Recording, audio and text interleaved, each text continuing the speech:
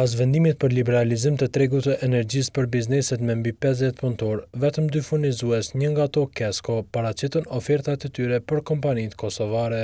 E si shkak i pakënaqësive për ofertat e pakta, Korporata Energjetike e Kosovës përgatiti disa oferta si furnizues i fundit i mundshëm.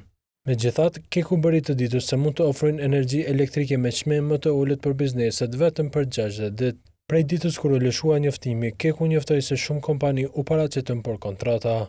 Megjithatë, Keku nuk i është përgjigjur televizionit gjatë ditës në lidhje me çmimin që do të zbatohet për bizneset. Astrid Gashi, pronari i kompanisë Melodia PX, thotë se kanë zgjedhur këtë fundit për furnizim me energji, pasi 2 furnizues tjerë kishin çmim të papërballueshëm. Na kanë punu se s'kem arrit me bë kontrata me të tjerët.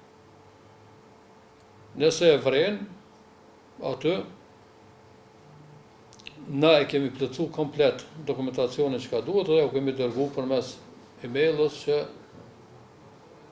procedojmë tutje me kontratën për arsye mos me met pa energji elektrike.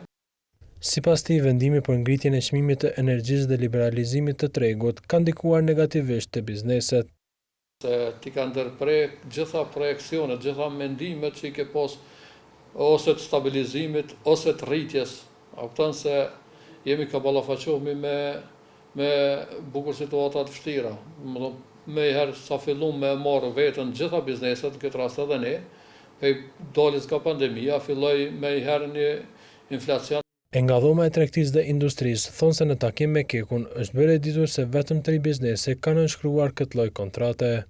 Situata është jashtëzakonisht problematike, është e pasigurt, ka kriju shumë pasiguri tek vetë biznesi, sepse nuk po dinë çka me bën, nuk kanë një adresë të themi të duhur se ku mund të drejtohen për të gjetur një zgjidhje me këtë punë.